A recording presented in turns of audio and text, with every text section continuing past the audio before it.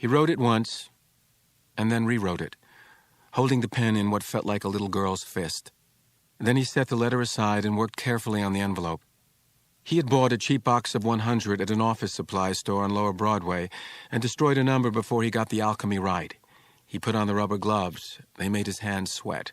With a paper towel, he delicately moistened the dried gum on the envelope flap. Not too much, or it curled. Then, gingerly using a glass martini's stirring rod, he placed 3 or 4 drops of the colorless poison on the moist adhesive. Lest it be betrayingly bitter when licked, and Deborah Frew rushed to ingest an antidote, he sweetened the doctored spots with some sugar water mixed in an orange juice glass and applied with an eyedropper. Several times he stopped himself from absent-mindedly licking the flap to test the taste. He recoiled. It was as if he were walking the edge of a cliff and nearly slipped and fell headlong, down toward the Prussian blue sea of asphyxia and oblivion. In the midst of life, death is a misstep away. The afternoon waned. The roar of tunnel-bound traffic up on Houston reached its crescendo unnoticed. The windows of the cast-iron facade across Crosby Street entertained, unseen, the blazing amber of the lowering sun. Bech was wheezily panting in the intensity of his concentration. His nose was running. He kept wiping it with a trembling handkerchief. His littered desk, an old army surplus behemoth with green metal sides and a black plastic top, reminded him of art class projects at PS 87 before his father heedlessly moved him to Brooklyn. He and his peers had built tiny metropolises out of cereal boxes, butterflies out of colored papers and white paste, scissored into being red valentines and black profiles of George Washington, even made paper Easter eggs and Christmas trees under their young and starchy Irish and German instructresses, who without fear of protest swept their little Jewish-American pupils into the Christian calendar. Back then, the magazine covers on the newsstand rack, the carols on the radio, the decorations on the school window panes, all bespoke one culture, stuck in the depression and the tired myth of that goyish young Jew who had made his way from Bethlehem to Golgotha, a life journey children still celebrated with paper, cardboard, and paste.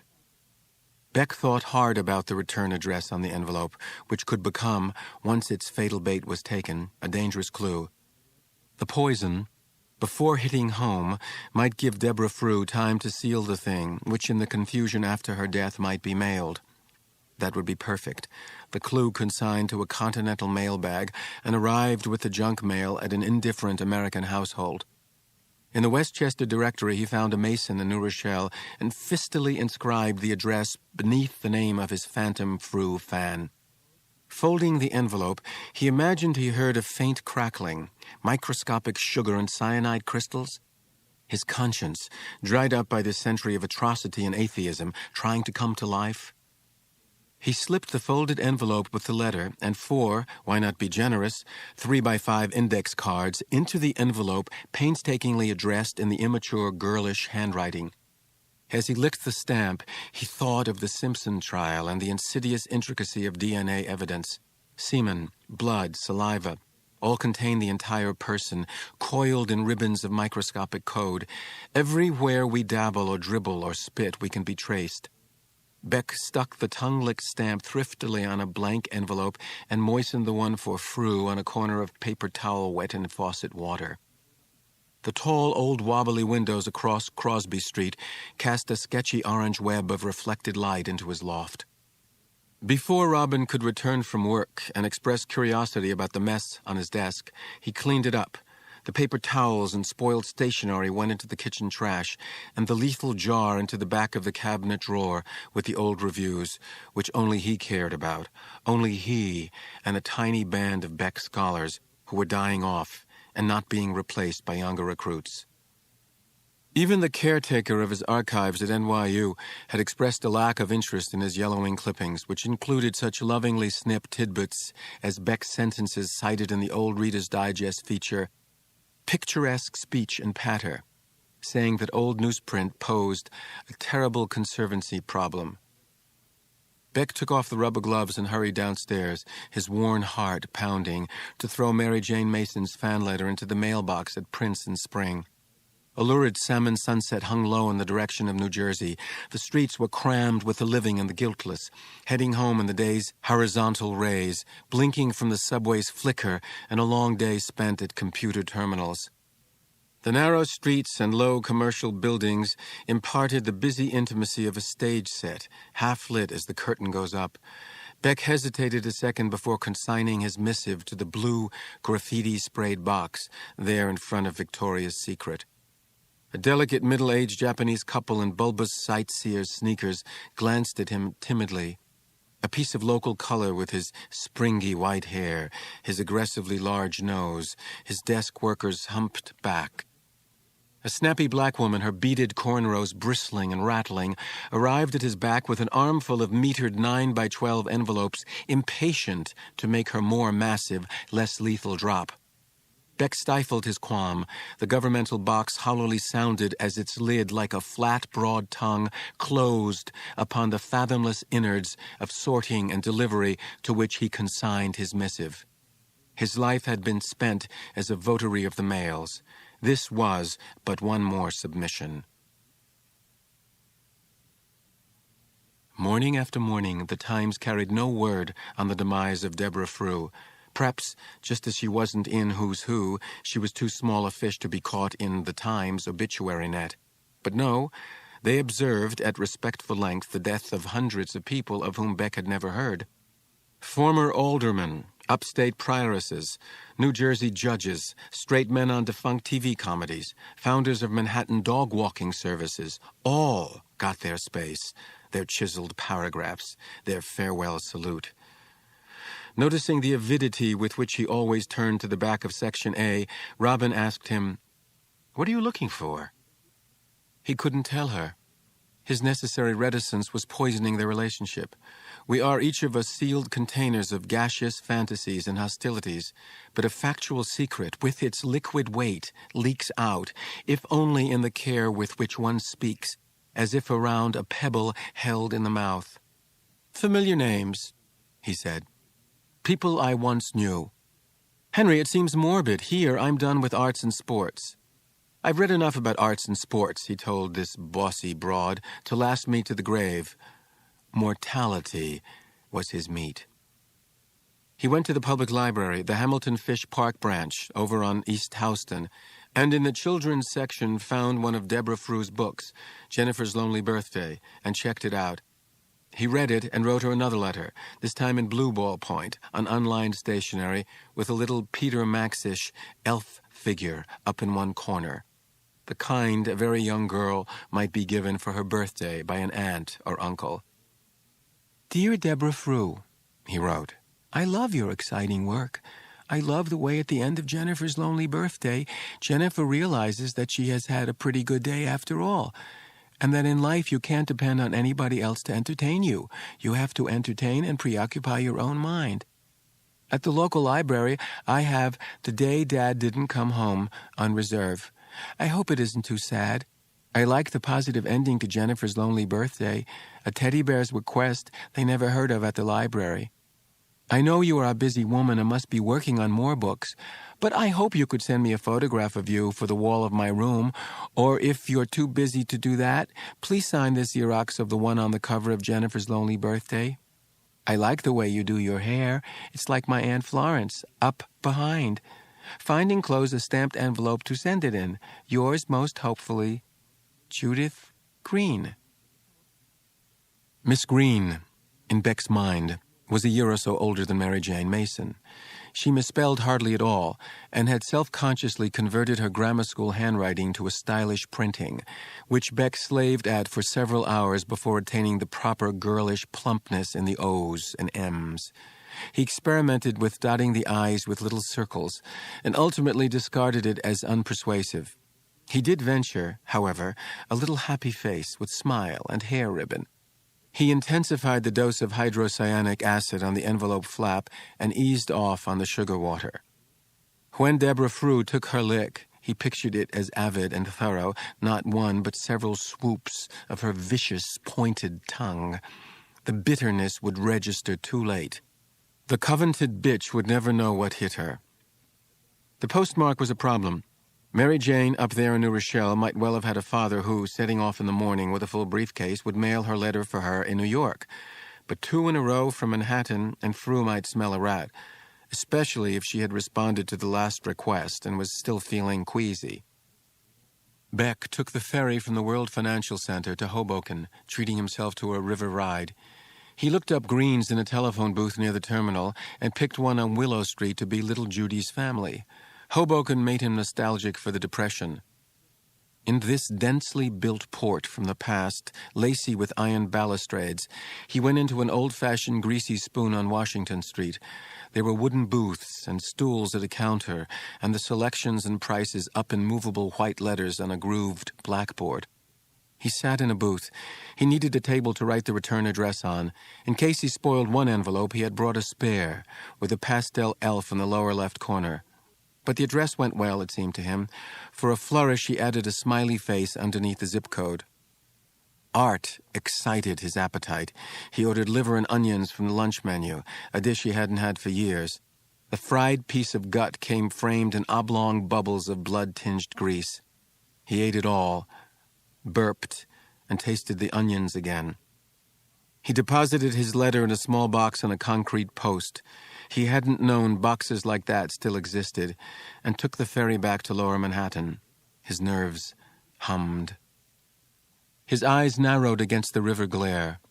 The other passengers, too, felt the excitement of water-borne transition. They chattered in Spanish, in Chinese, in Ebonics. What did Whitman write of such crossings? Flood tide below me, I see you face to face. And later on, speaking so urgently from the grave, just as you are refreshed by the gladness of the river and the bright flow, I was refreshed. Just as you stand and lean on the rail, yet hurry with the swift current, I stood yet was hurried. That yet was hurried was brilliant, with all of Whitman's brilliant homeliness. Soon, Bech reflected, he too would be dead, looking up through the flowing water to the coming generations, his bloodless visage sadder than Whitman's because, for all his striving and squirming, he had, according to Lucas Mishner, recently enrolled in the underworld's eddying throng, never been touched by the American sublime. The fuck he hadn't. Bech's hurried heart hummed all the way up Church Street to Warren, then over to City Hall, and on up Broadway and home. I, too, walked the streets of Manhattan Island. I am he who knew what it was to be evil. I, too, knotted the old knot of contrariety, blabbed, blushed, resented, lied, stole, grudged. A week went by, 10 days. The death he desired was not reported in the Times. He wondered if a boy fan might win a better response, a more enthusiastic, heterosexual licking of the return envelope. Dear Deborah Fru, he typed, using the hideous script face available on his IBM PS1. You are a great writer, the greatest as far as I am concerned in the world. Your book titled The Day Dad Didn't Come Home broke me up. It was so sad and true, the way little Katrina comforts her baby brother Sam and realizes that they all have to be dad for each other now is so true it hurts. I have had a similar experience. I bet thousands of your readers have. I don't want to waste any more of your time reading this so you can get back to your writing another super book, but it would be sensational if you would sign the enclosed first day cover for Sarah Orne Jewett, the greatest female American writer until you came along. Even if you have a policy against signing, I'd appreciate your returning it in the enclosed self-addressed stamped envelope, since I am a collector and spent a week's allowance for it at the hobby shop here in Amityville, Long Island, New York. Sign it on the pencil line I have drawn. I will erase the line when you have signed. I look forward to hearing from you soon. Yours very sincerely, Jason Johnson, Jr. Boys did seem a bit more adventurous and thrusting, Bech discovered, in their thinking than girls. Maybe he should cut down on Jason's verbal braggadocio. The word processor, its frictionless patter, encouraged, as academics had been complaining for years, prolixity. But Featherweight had pronounced Bech prolix when he was still using a manual. He decided to let the boy have his say. It was a pleasant change, in the too-even tenor of Bech's days, to ride the Long Island Railroad out to Amityville and mail Jason Johnson's letter. Just to visit Penn Station again offered a fresh perspective. That Roman grandeur from Bech's youth, that sky-high temple to commuting, Fortuna, reduced to these ignoble ceilings and underground passageways.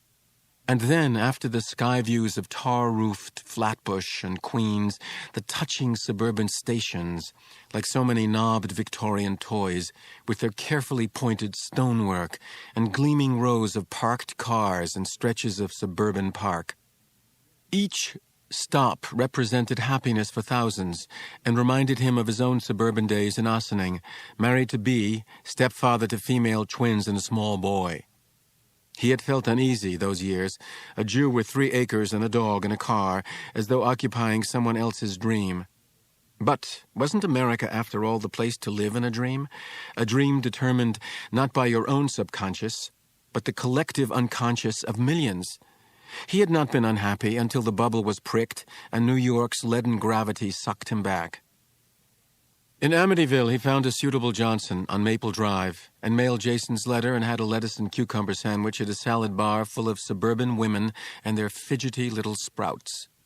Then he headed back to town, each station more thickly surrounded by shabbier, more commercial constructions, and the track bed becoming elevated, and then, with a black roar, buried underground, under river, under city, until the train stopped at Penn Station again, and the passengers spilled out into a gaudy, perilous mess of consumeristic blandishments, deranged beggars, and furtive personal errands.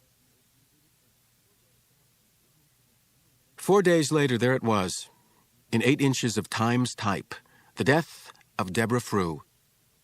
Respected educator, was also a noted critic and author of children's books, had earlier published scholarly articles on the English metaphysicals and Swinburne and his circle, taken suddenly ill while at her desk in her home in Hunts Point, near Seattle, born in Conshohocken, near Philadelphia, attended Barnard College and Duke University Graduate School, exact cause of death yet to be determined, had been in troubled health lately, her weight a stubborn problem, colleagues at the University of Washington reported, but not despondent in any obvious way, survived by a sister, Edith, of Ardmore, Pennsylvania, and a brother, Leonard, of Teaneck, New Jersey.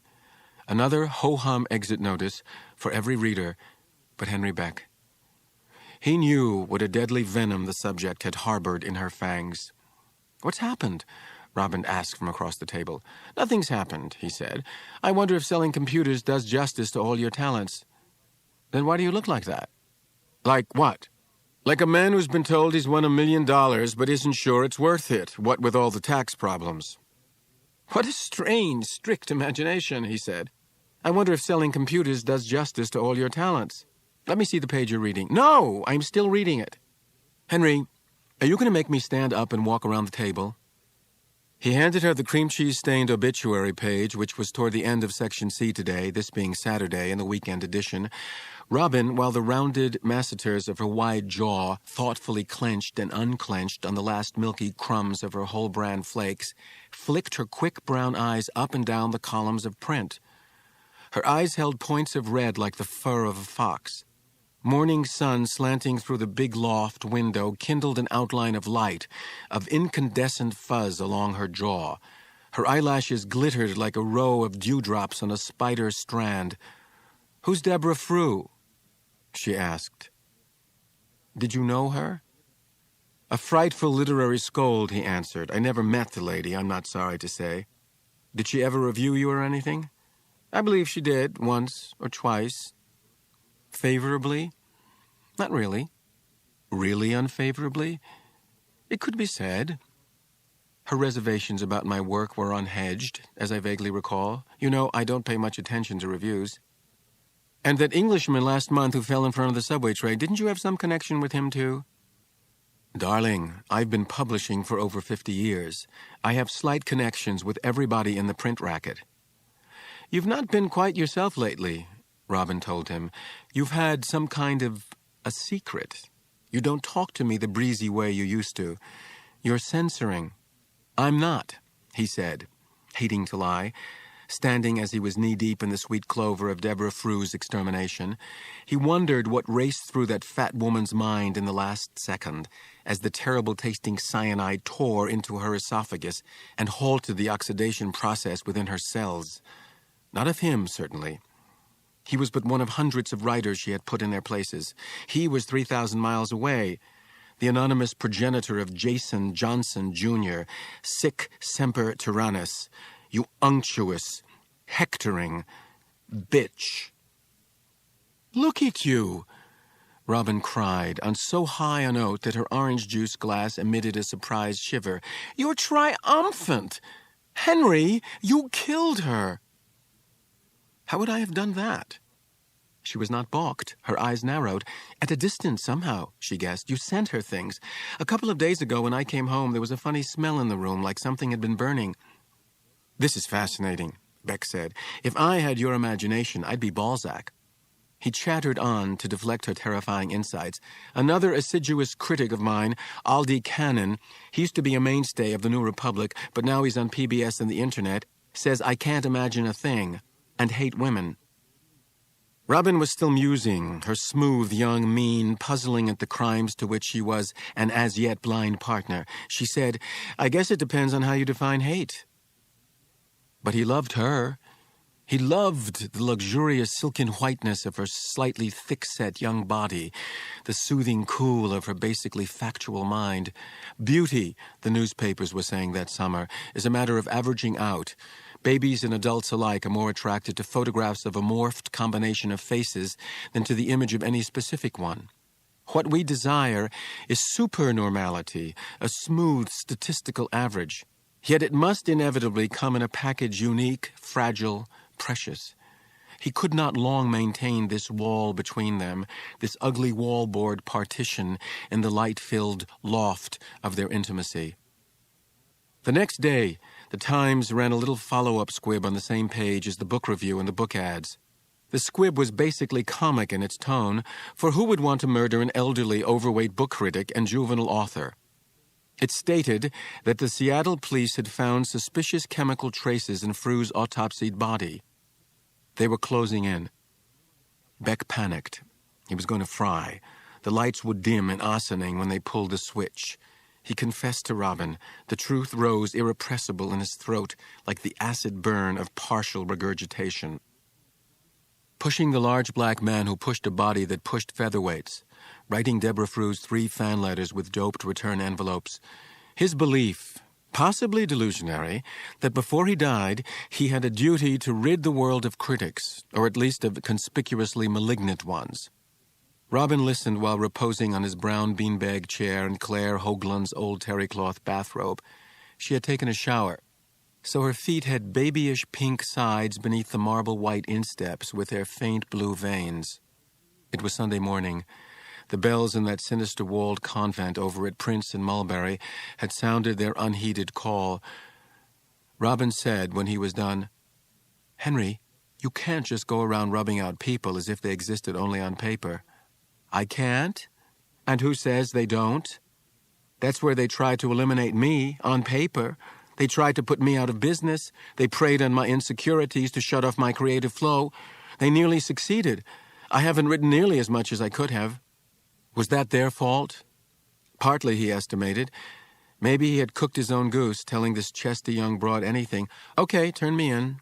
Go to the bulls." "The bulls?" "The police. Haven't you heard that expression? How about the fuzz or the pigs?" "I've never heard them called that either." "My God, you're young. What have I ever done to deserve you, Robin? You are so pure, so straight, and now you loathe me." "No, I don't, actually. I might have thought I would, but in fact, I like you more than ever." She never said love.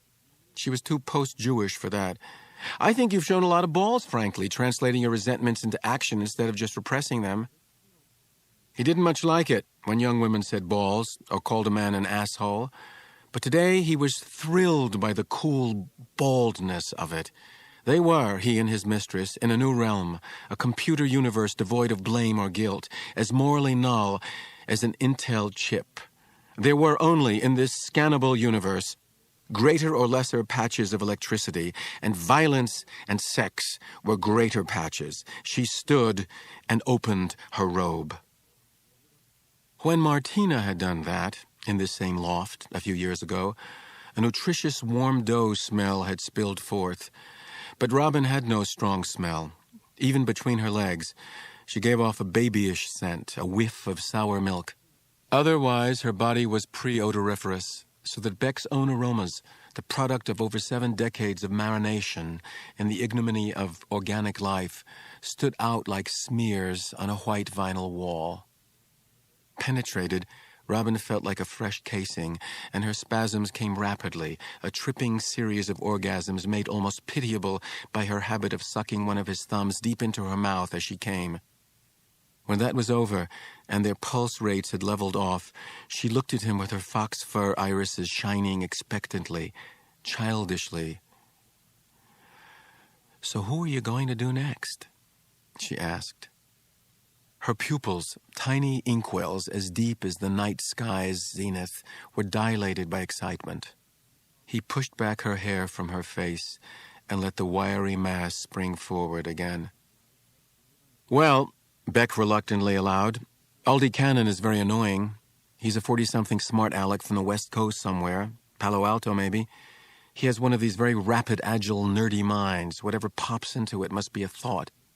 He began by being all over the nation on the New Republic, and then he moved into the Vanity Fair GQ orbit, writing about movies, books, TV, music, whatever, an authority on any sort of schlock, and then got more and more on radio and TV. They love that kind of guy, a 30-second opinion on anything, bing, bam. Until now, that's basically all he does, that and write some kind of junk on the internet, his own website. I don't know. People send me printouts whenever he says anything about me. I wish they wouldn't. What sort of thing does he say?" Bech shifted his weight off his elbow, which was hurting. Any joint in his body hurt, with a little use. His body wanted to retire, but his raging spirit wouldn't let it. He rested his head on the pillow beside Robin's pillow and stared at the ceiling, which had been recently fabricated of polystyrene acoustical tiles perforated by tiny dots. The dots were distributed with a studied irregularity that suggested the mountains and valleys of a shallow, safe country as yet uncoagulated into cities. This bedroom had been carved with wallboard and lumber out of the loft's great space, complete with ceiling, like a cage in a circus tent. He says, "I'm the embodiment of everything retrograde and unenlightened in pre-electronic American letters. He says my men are sex-obsessed, narcissistic brutes, and all my female characters are just anatomically correct dolls." "Ooh," murmured Robin, as if softly struck by a bit of rough justice. Bech went on, aggrieved. "For 20 years, he's been getting a cheap ride hitchhiking on feminism, saying tut-tut and too bad to every novel by us older guys that isn't about an all-male platoon in World War II being saved by a raft of angelic Red Cross nurses. He's been married, but never for long, and the word on the street is the jury's still out on his sexual orientation. Physically, he's a wimp, a pair of thick horn rims and a haircut like a toothbrush. He never got over George Gobel on television. You're too young to remember George Gobel." "But he's clever," Robin prompted. "Clever enough to get under your skin." "He's clever if glib cheap shots and a souped-up pseudo-showbiz lingo are clever, yeah. What else has he said about you?" "He says, I have no imagination. He says things like, and I quote, 'Whenever Bech attempts to use his imagination, the fuse blows and sparks fall to the floor. But short circuits aren't the same as magic realist fireworks.' End quote." On top of being a smart aleck, he's a closet prude. He hated the sex and think big. He wrote, as I dimly remember, "These tawdry and impossible wet dreams tell us nothing about how men and women really interact," implying that he sure does, the creepy fag. He's never interacted with anything but a candy machine and the constant torrent of cultural crap. "Henry, his striking you as a creepy fag isn't reason enough to kill him." "It is for me. He's a local blot on the universe." "How would you go about it?" "How would we go about it?" maybe is the formula. "What do we know about this twerp? He's riddled with insecurities, has all this manicky energy, and is on the internet."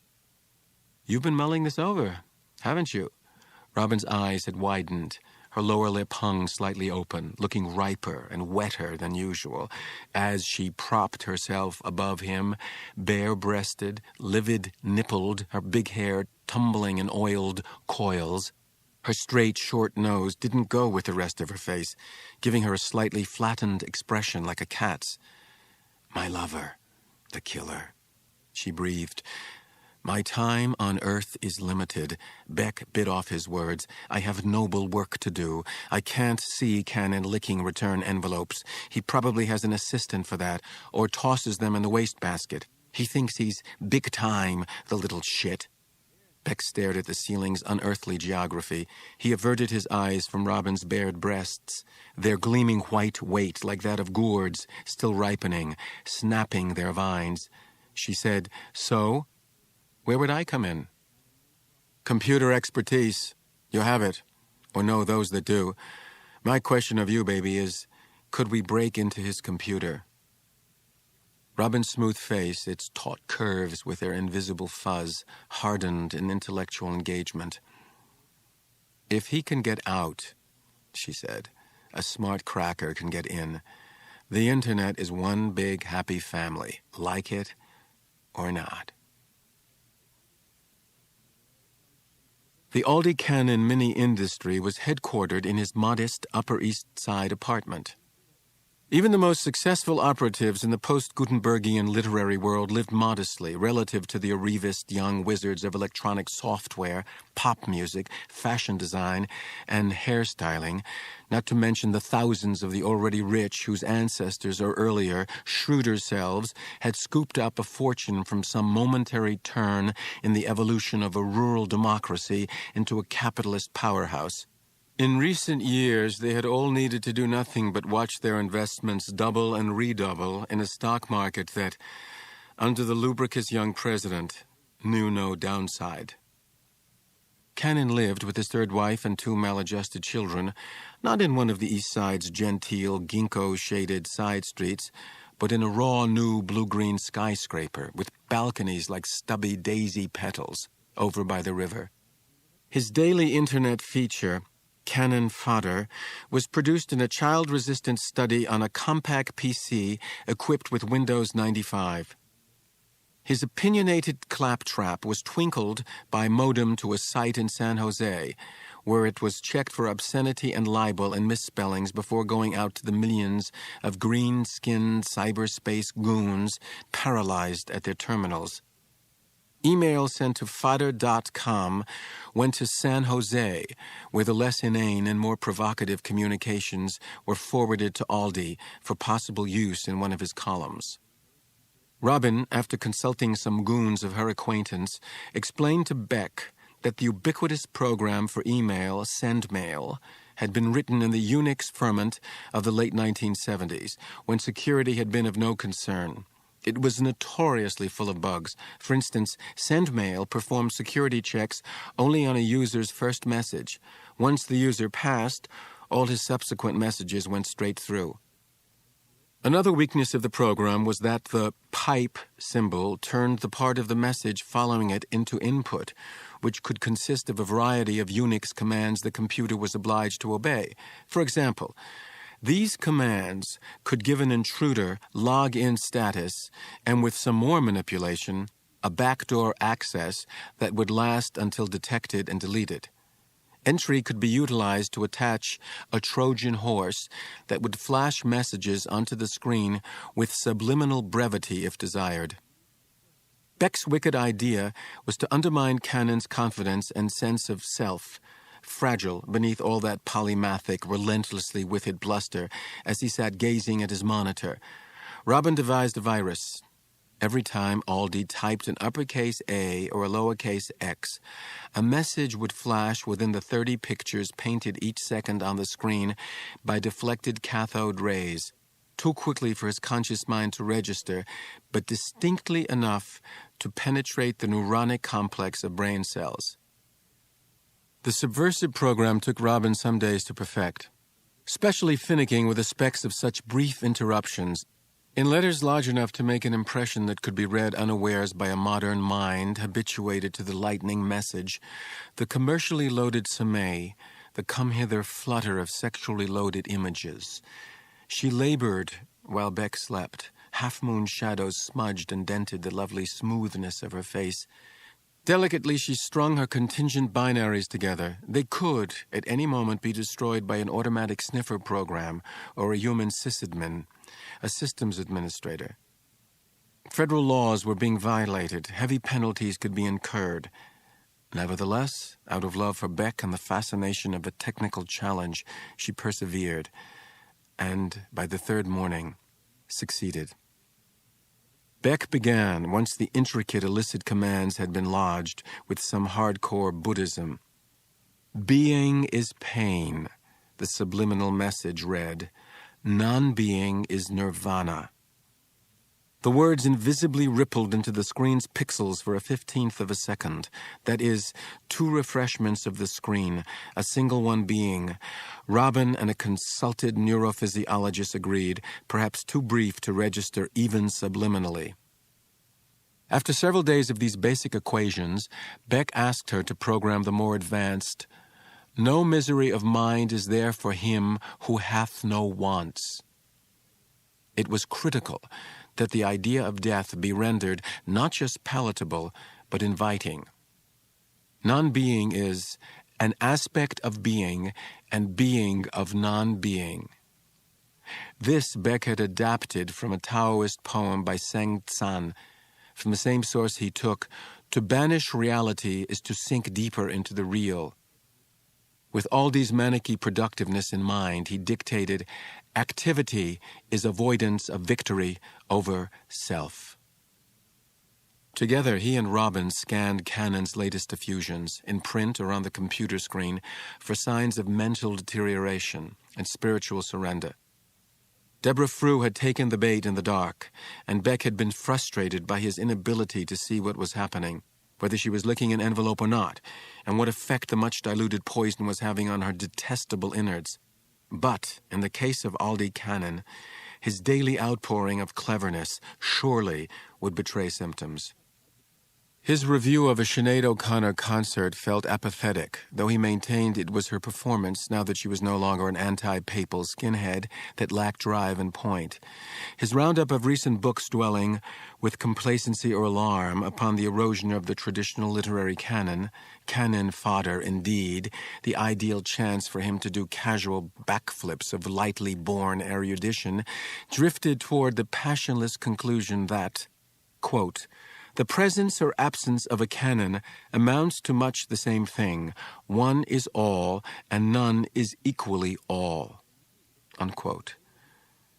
This didn't sound like the Aldi Cannon who had snapped of Bech's collection when the saints, quote, some of these cagey feuilletons sizzle but most fizzle. The author is moved from not having much to say to implying that anyone's having anything to say is a tiresome breach of good taste. Bech is a literary dandy, but one dressed in tatters, plucked up at the thrift shop bins of contemporary ideation, unquote. It was good for Bech to remember these elaborate and gleeful dismissals, lest pity bring him to halt the program. Where the celebrant of pop culture would once wax rapturous over Julia Roberts' elastic mouth and avid eyes, he now dwelt upon her ethereal emaciation in My Best Friend's Wedding, and the triumphant emptiness of her heroine's romantic defeat, and the film's delivery of her into the arms of an implacable homosexual. Of Saul Bellow's little novel, he noticed only the thanatoptic beauty of its culmination in a cemetery, where the hero's proposal had the chiseled gravity of an elegy or a death sentence. The same review praised the book's brevity and confessed, this from Aldi Cannon, Pantagruelian consumer of cultural produce, that some days he just didn't want to read one more book, see one more movie, go to one more art show, look up one more reference, wrap up one more paragraph with one more forked-tongued aperçu. And then, just as the Manhattan scene was kicking into another event-crammed fall season, canon fodder now and then skipped a day on the internet, or was replaced with a terse explanatory note by one of the writer's classic columns from a bygone year. Sometimes, as the writer and his accomplice sat together monitoring Aldi Cannon's webpage, Robin's eyes, in their gelatinous beauty, glanced away from the plastic screen into Bech's face, but saw no more mercy in one than the other. His once rugged, good-humored features were shrinking with age, expelling their water, like a mummy's, becoming an overlapping bundle of leathery scraps, all seam and pucker and coarse stitch. Non-being is bliss. He told her to make the Trojan horse spell, and selfhood is impurity, and, at ever faster intervals, the one word, jump, jump. The twittering little pixels cried, and jump, you babbling fool, giving a dangerously, in case an investigation were to reconstruct these smuggled commands, personal voice to Bech's subliminal barrage, which was varied by, jump, you twit, or jump, you hollow man, or do the world a fucking favor and jump, but always came back to the monosyllabic imperative verb, jump. Bech had made a pilgrimage to the blue-green skyscraper near the river to make sure a suicide leap was feasible. Its towering mass receded above him like giant railroad tracks, an entire railroad yard of aluminum and glass. The jutting semicircular petals of its balconies formed a scalloped, dark edge against the clouds as they hurtled in lock formation across the china-blue late-summer firmament. It always got to the pit of Bech's stomach, the way the tops of skyscrapers appear to lunge across the sky when you look up, like the prows of ships certain to crash. The building was 55 stories high and had curved sides. Its windows were sealed, but the balconies were not caged in, as more and more high spaces were, to frustrate Icaruses dying to test the air.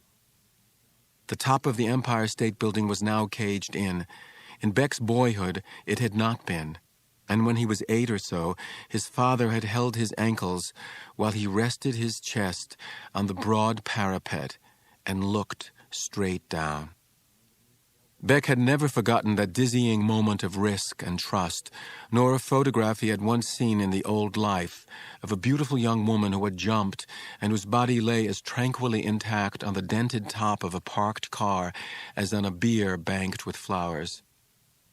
Within Bech, a siren wailed, calling Aldi out of his cozy claustral nest of piped-in, faxed, emailed, messengered, videoed cultural fluff and straw, culture, that tawdry, cowardly anti-nature, into the open air, the stinging depths of space, cosmic nature, pure and raw. Bech envisioned Manhattan yawning below the pondering suicide, a crammed clutter of tarred rooftops and water tanks, with coded letters in whitewash, addressed apparently to God's eye. Let go, Aldi. Skydive. Jump. Merge your nasty little self with the vasty scribbled earth. I can't believe this is you, Robin told him, this killer. I have been grievously provoked, he said. Just by reviews? Henry, nobody takes them seriously. I thought I did not, but now I see that I have. I have suffered a lifetime's provocation. My mission has changed. I wanted to add to the world's beauty, but now I merely wish to rid it of ugliness. Poor Aldi Cannon. Don't you think he means well? Some of his columns I find quite entertaining. He may mean well, but he commits atrocities. His facetious half-paid columns are crimes against art and against mankind. He has crass taste. No taste, in fact. He has a mouth to talk, but no ears with which to listen. Liking in his own ear the rhythm of his tough talk, Bech got tougher. Listen, sister, he said to Robin, you want out? Out you can have any time. Walk down 2 flights. The subway's over on Broadway or up on Houston. I'll give you the $1.50, my treat. She appeared to think it over. She said what women always say, to stall, Henry, I love you. Why the hell would that be? You're cute, Robin told him, especially these days. You seem more, together. Before you were some sort of sponge just sitting there waiting for stuff to soak in. Now you've, like they say on the talk shows, taken charge of your life. He pulled her into his arms with a roughness that darkened the fox fur glints in her eyes. A quick murk of fear and desire clouded her features. His hoary head cast a shadow on her silver face as he bowed his neck to kiss her. She made her lips as soft as she could, as soft as the primeval ooze. And you like that, huh? He grunted, my becoming bad.